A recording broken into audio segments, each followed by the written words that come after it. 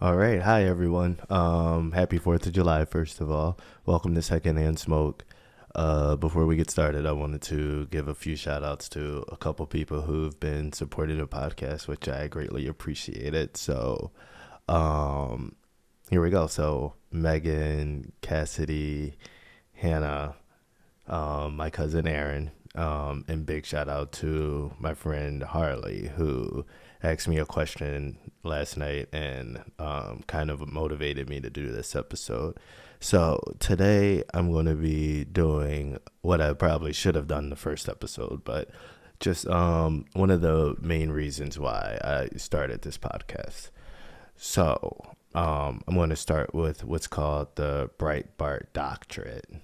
The Breitbart Doctrine is an idea that politics is downstream from culture, and that to change politics, one must first change the culture.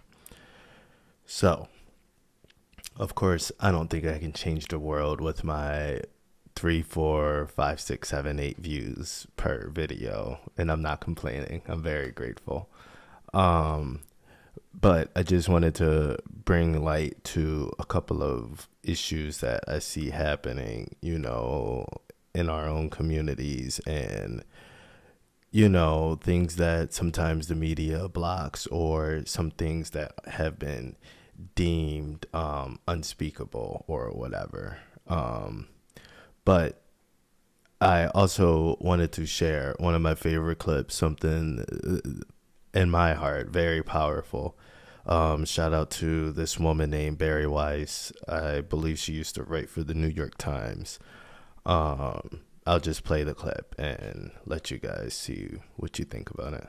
You're right. There are tens of millions of Americans who aren't on the hard left or the hard right who feel the world has gone mad. So in what ways has the world gone mad? Well, when you have the chief reporter on the beat of COVID for the New York Times talking about how questioning or pursuing the question of the lab leak is racist, the world has gone mad. When you're not able to say out loud and in public that there are differences between men and women, the world has gone mad. When we're not allowed to acknowledge that rioting is rioting and it is bad, and that silence is not violence, but violence is violence, the world has gone mad. When we're not able to say that Hunter Biden's laptop is a story worth pursuing, the world has gone mad.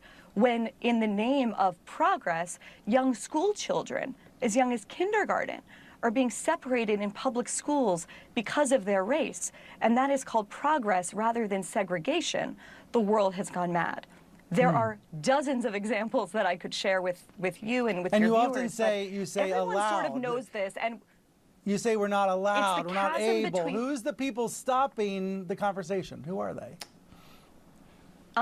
People that work at networks, frankly, like the one I'm speaking on right now, who try and claim that it was racist to investigate the lab leak theory. It was. But I mean, who let's said just that take at an CNN? example. But I'm just saying that when you say allowed, I just think it's a provocative thing you say. You say we're not allowed to talk about these things, but they're all over the internet. I can Google them. I can find them everywhere. I've heard about every story you mentioned. Course. So I'm just suggesting, of course, people are allowed to cover whatever they want to cover.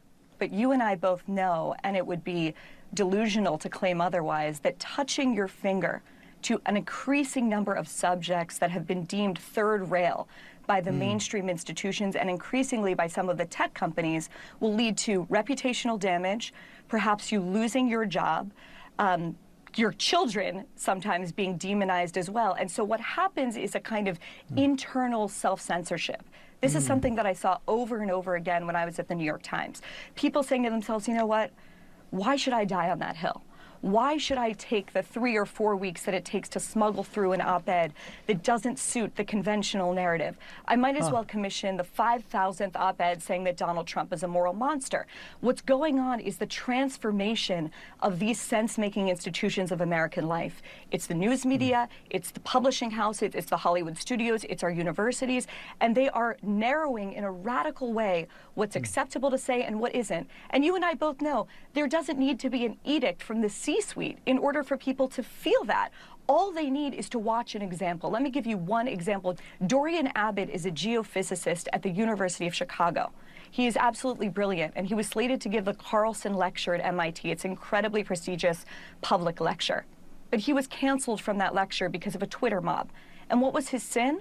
Well, he argued that people should be hired on the basis of their merit and their individual, and their individuality, not based on their identity as a group. That was his thought crime. And for that, MIT, one of the most important research universities in the world, caved in a matter of 8 days. Now you can say to me, oh, that's cherry picking, oh, that's a one-off. What are the downstream effects of an example like that? Every other scientist, every other academic who's watching that is saying, wait, hold on. If he's being canceled for that, what does that mean for me? I might as well shut up. I might as well practice doublethink in the freest society in the history of the world. All right. And I stopped it right there for a reason.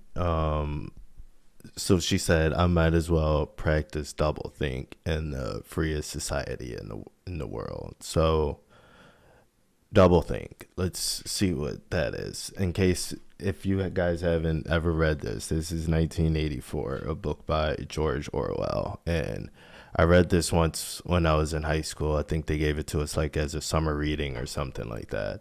And, it was pretty decent. I liked it. And I recently read it again. Well, not recently. I say about 2 years ago, I read it again.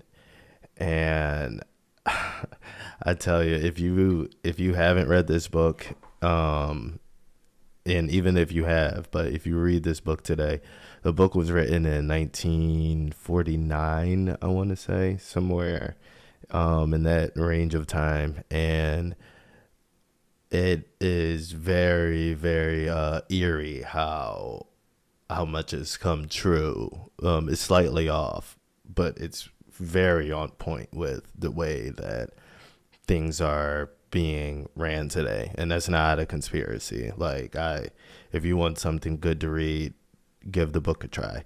But yeah, it was written in 49. I see it right there.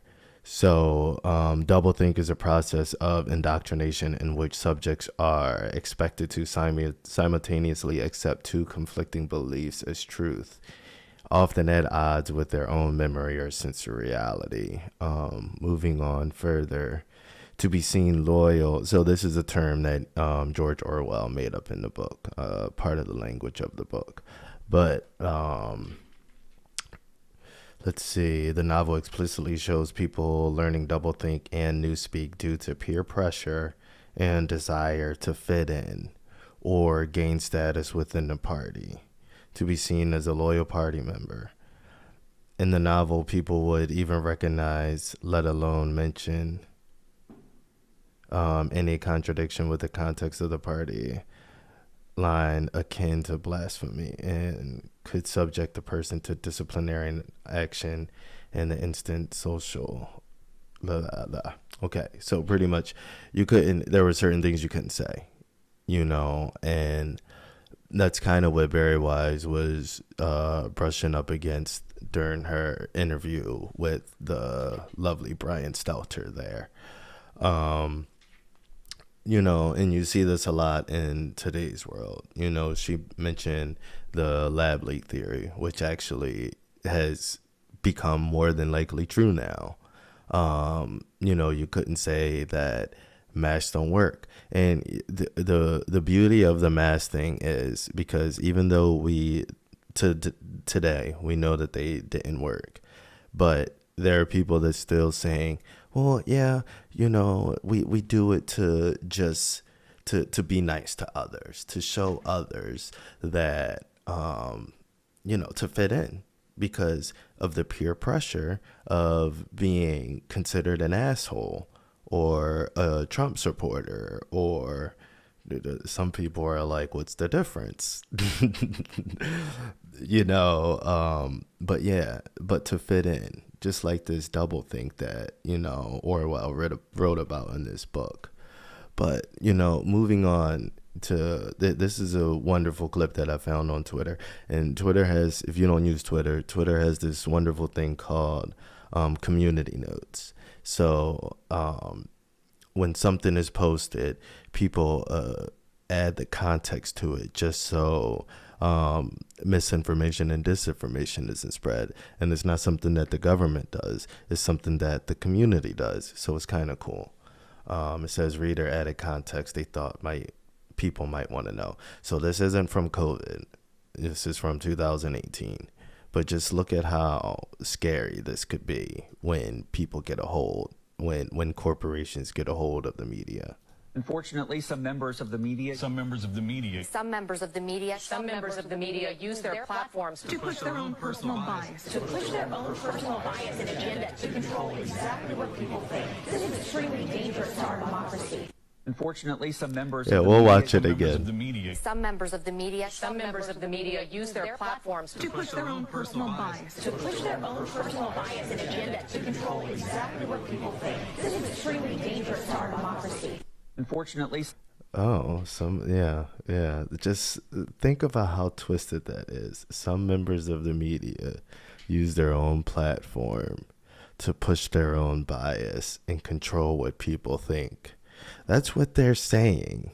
And they're reading this scripted statement. 297 local stations. What the fuck? So I decided to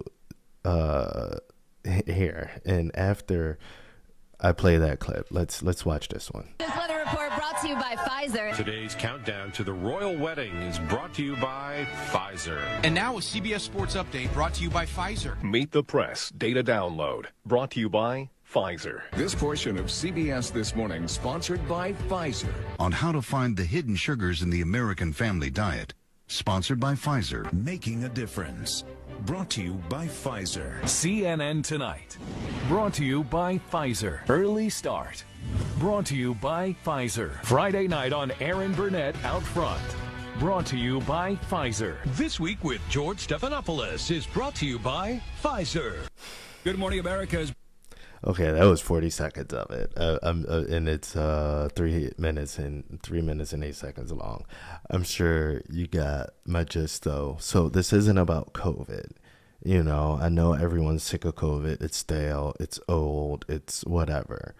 But this is part of my issue with the mainstream and just everything, the way everything works in general, because we get these messages that these people, these lovely people, now you mean to tell me that I didn't have a script brought to me by Pfizer pushing the vaccine just like they were pushing this creepy video here? You mean to tell me that I'm not going to believe that Pfizer wasn't, they're literally sponsoring the company. How am I going to shit on somebody that's paying my own bills? That's keeping the lights on in this fucking place. That's why I think it's important for, companies that non-mainstream companies like Breaking Points, like Timcast, people like Dave Smith, like Joe Rogan, and I hate to say it, like myself. I'm not trying to get too ahead of myself or anything, but we need more people speaking on the truth.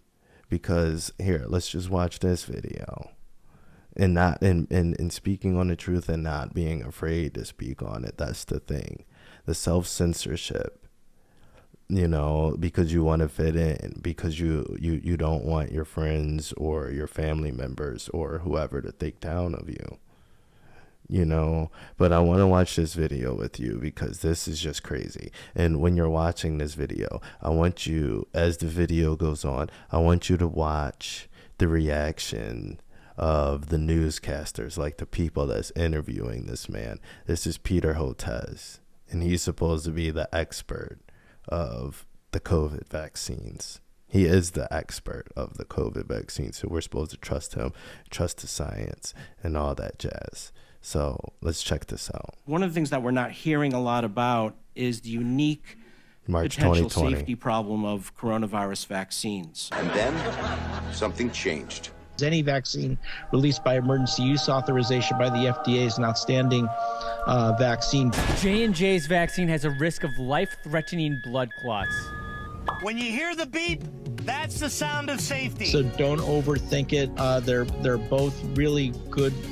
They're all really good vaccines. Get vaccinated now. You gotta call now. If you wait, it's going to be really too late to protect your child. If this was your child, what happens next could make it the worst day of your life. So even though COVID poses zero threat to healthy children, vaccinate your children. Do the right thing. Be safe and not sorry. I'm strongly recommending for adolescents to get their 2 doses of vaccine and fully immunized after those 2 doses. Advanced technology that can help save lives. This is going to be a long-lasting vaccine. A long-lasting vaccine. A few moments later. We're seeing that 2 doses is not holding up well for emergency room visits. It's not holding up well for hospitalizations. Here we go again. Everyone's going to need a booster. You need Remember, watch their reactions. Watch the newscasters' reactions. The 2 mRNA vaccines were always a 3-dose vaccine. The 2 mRNA vaccines were always a 3-dose vaccine. I've always said this is a 3-dose vaccine. I've always said this is a 3-dose vaccine. This is a 3-dose vaccine. But I'm not done yet. That 3rd immunization, the problem is it's not holding up. So we may have to look at sort of innovative solutions. Oh God, not this again. A 4th immunization, just to keep them, to keep them going, to keep the country going. We have to consider some out-of-the-box things. A 4th immunization. A 4th immunization. Get that 2nd boost. A 2nd boost to keep the country going. I've made that recommendation. A 4th immunization. But I'm still not done. 1 semester later. Unfortunately, the numbers are starting to trend up again. So the hospitalizations are up. And so the most important message that I have this morning is get your new bivalent booster. Willie and Lise were saying they got their booster, and I was like, oh, I need to get mine. And then I found out they're talking about the 3rd shot. And is that the bivalent, or is it the 4th booster, or does it matter? Like, don't worry so much about the number. These people don't even know. You have to get it. This new bivalent booster. You can double or triple stack them. The new bivalent one is doing a much better job. You have to get a booster. Yeah. You need to get this new bivalent booster. That bivalent booster for COVID. But does everyone ages 12 and older need a booster? The answer is yes. Yes. And by the way, if you're over 50 and have gotten 2 boosters and more than 2 to 4 months out, you're going to need a 3rd booster as well, a 5th immunization. 5. I don't think we're going to need an annual booster like flu. Eventually. Dr. Hotez supports yearly boosters, just like flu. But I'm still not done. It looks as though the boosters are not holding up quite as well as we'd like. And I think our thinking is going to change, and that what's going to happen is every few months we may need another booster. Few months. Results each and every time. We just could not overcome that massive disinformation campaign, these fake concepts of herd immunity and discrediting masks. Dr. Hotez, you are a national treasure. It is picking off young people like we've never seen. Dr. Peter Hotez, that was extremely informative. Disinformation that you're hearing, that kids are fine, it's nonsense. Kids need to get that vaccination. You healthcare workers have been our saviors. Watch out for that misinformation. Dr. Peter Hotez is probably one of the smartest people on this topic. If you haven't gotten your 5 and ups vaccinated yet, now's the time to do that. Dr. Peter Hotez, thank you for saving the world. They also support giving that 3rd immunization for the 12 to 17-year-olds. People have to feel safe. Dr. Hotez, you are a voice of reason. Take down the fake information, these fake concepts of herd immunity. Our last hope is to vaccinate our way through this. Make certain that everybody's vaccinated, including their kids. That's the single most important thing right now the American people have to do. Dr. Peter Hotez was a person that we like to go to for this sort of expertise. The single most impactful thing you can do is make certain that you're fully boosted and preferably 2 boosted. Later. Monkeypox is a global emergency. And it's accelerating among a specific social network of men who have sex with men, not because it's sexually transmitted. Monkeypox is sexually transmitted, almost exclusively. Before we let you go, we have to stop and applaud you because a lot of MSNBC viewers who have watched you constantly for the last 3 years or so and have come to trust you. I don't know if they fully appreciate what you have done.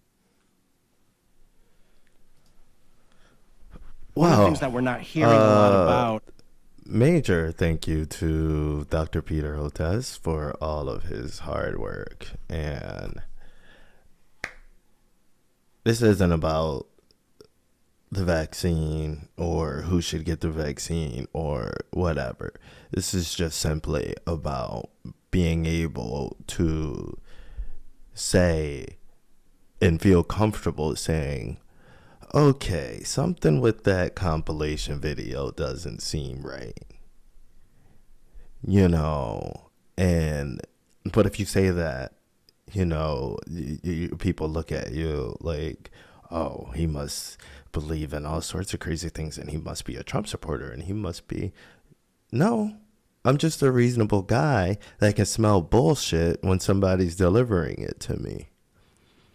So, you know, I think that's a very good example of the way that our media, our mainstream media, has just been swallowed by big corporations, pharmaceutical corporations, companies like Disney, all these companies that have their agenda, and they bring people, puppets on like Dr. Peter Hotez to tell you, and Brian Stelter and all these other people, you know, to tell you, and on Fox too. This isn't just, you know, shitting on CNN and CBS. Fox can get it too. You know, we're just living in scary times. You know, people are afraid to speak their mind. You know, people are afraid to say that, let's see here, there's a difference between a man and a woman.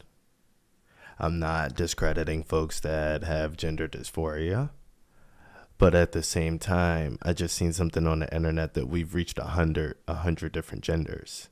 And I'm not discrediting anything that anyone feels or whatever, but 100 different, like, come on now.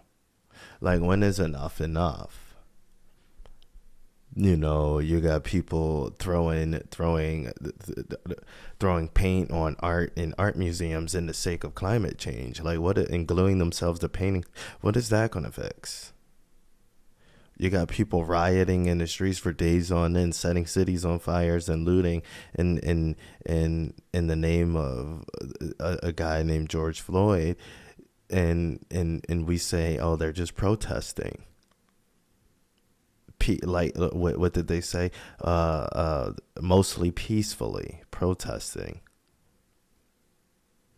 You know, we're just living in a world where sometimes I just feel like a couple years ago somebody just picked this world up and just shook it like a fucking snow globe, and now shit's just all in disarray and wacky world. We're living in wacky world. You know, so I just want to talk about it. I just want to bring light to some of the situations that you may not see happening on your day-to-day commute from work and home. You know, like the men twerking in the streets while kids watched them in the last video that I was, you know, sharing. Or like this horrible compilation video of Peter Hotez saying these on and on and on about these vaccines. Like, I was vaccinated. I got the first 2 jabs or whatever the fuck, and so I was duped, just like many of you. And if you don't consider yourself duped, then okay, fair enough. That's your opinion. But I consider myself duped.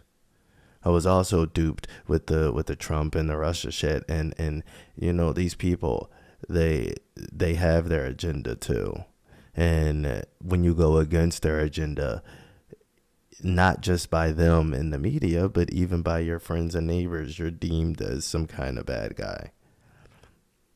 So that's why, for the most part, I made this. You know, consider me a bad guy if you want to. I just want to talk about the culture and where we're headed. And one of the things that I'm not happy with myself is the way that I, in the beginning, you know, marched in lockstep with this vaccine. I never once deemed my neighbors as a bad guy for not getting the vaccine. But yeah, I was one of the first people in line. I knew right away I was getting it. You know, so that's why I made this thing. Because now I'm just a lot more curious and a lot more weary of the agendas that the people on the television may have behind them. So, you know, but don't trust me. Trust the doctor. I wouldn't recommend this Peter Hotez guy. I'm not a doctor. But sometimes I question the views too. Anyway, once again, thank you to everyone that's been supporting the show, and yeah, happy 4th of July. I hope that you all enjoy your holiday and be safe. And yeah, thank you.